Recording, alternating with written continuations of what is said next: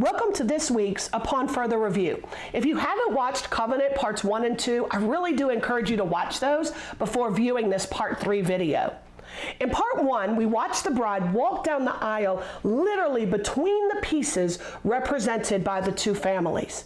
In Part 2, with both the bride and the groom standing before the altar, we heard the pastor announce that we are gathered here in the sight of God and these witnesses, lambs and trees and rocks. And then we saw through Scripture the significance of signs in covenants and how they are represented in part by our wedding rings. And when it's time to exchange rings, the pastor will usually hold them up and describe them as round and never-ending and being made of gold, which is a really precious metal. And typically that's followed by an explanation of our marriages that are also to be eternal, till death do us part, and should also be precious or priceless to the marriage partners. And while that's all true, upon further review, we're going to look at the exchanging of rings as part of another element of covenant, the exchanging of identities, and unpack how this tradition further illustrates biblical truths of covenant within modern wedding traditions.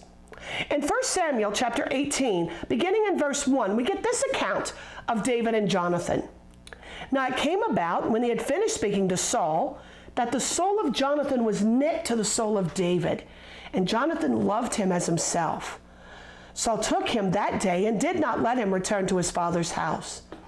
Then Jonathan made a covenant with David because he loved him as himself. Jonathan stripped himself of the robe that was on him and gave it to David with his armor, including his sword and his bow and his belt. Now, one thing we need to keep in mind is that this covenant is between Jonathan and David. This is not the Davidic covenant between God and David's descendants found in 1 Samuel chapter 7. So the first thing that Jonathan gave David was his robe.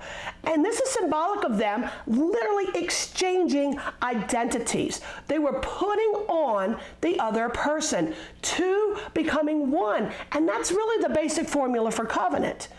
Put on in Hebrew means to sink into. Scripture tells us in 1 Samuel chapter 20, verse 17, that Jonathan loved David as himself. And as a result, Jonathan was going to literally sink into David's life, being so ingrained in it that he was no longer living for himself. After God entered in covenant with Abram in Genesis chapter 17, verse 5, God changed his name to Abraham. And after Jesus gave Simon his commission, he changed his name to Peter, because in your name is your identity. In a wedding, not only does the wife take on the last name of her husband's family, thus taking on his identity, but the titles also change. She was a Miss, unmarried, and now she is a Mrs. When we're married, our lives are no longer our own. We're in covenant, the two becoming one.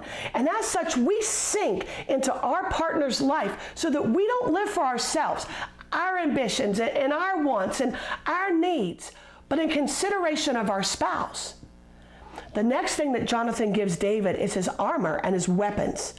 And this is symbolic of protection. Each partner has the responsibility to protect and defend the other. And that protection isn't just between the marriage partners. It's actually extended to their families throughout the generations. This is really clear in 1 Samuel chapter 20, verses 18 through 23. Then Jonathan said to David, "Tomorrow is the new moon, and you'll be missed because your seat will be empty. When you've stayed for 3 days, you will go down quickly and come to the place where you hid yourself on that eventful day, and you will remain by the stone Ezel. I will shoot 3 arrows to the side as though I was shot at a target. And behold, I will send the lad saying, 'Go, find the arrows.' If I specifically say to the lad, 'The arrows are on this side of you, go get them,' then you can come on, for there is safety for you and no harm as the Lord lives. But if I say to the youth, 'The arrows are behind you,' then go, because the Lord has sent you away. As for the agreement of which you and I have spoken, behold, the Lord is between you and me forever." And there we see God again as the witness between Jonathan and David. Jonathan defied his own father, King Saul, in order to protect David, even though that meant Jonathan would never be king. And David kept his covenant to Jonathan even after Jonathan was killed in battle by caring for Jonathan's crippled son, Mephibosheth, in 2 Samuel chapter 9. The last thing that Jonathan gave David was his belt, the item that actually held all of his weapons. And this represents giving of your strength to your covenanting partner. Isaiah 40:31 says, "Yet those who wait for the Lord will gain new strength. They will mount up on wings like eagles. They will run and not get tired, and they will walk and not become weary." Believers who are bound together with God give up their strength for God's strength. And no marriage is going to last without each covenanting partner drawing strength from not only each other, but also from God. In modern weddings, the bride and groom exchange rings and the bride takes her husband's last name, and not too many people question even where those particular elements came from. However, upon further review, using the covenant between Jonathan and David, we understand that by exchanging rings and identities, we are strengthening our marriage covenant by pledging to each other to be each other's best friend and protector and strength.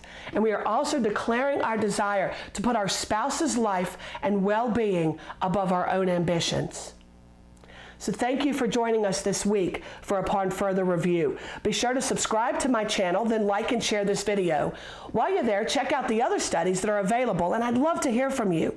If you have any questions or even some ideas for a future Upon Further Review video, be sure to leave a message in the comment section below. See you next time. Until then, shalom, shalom.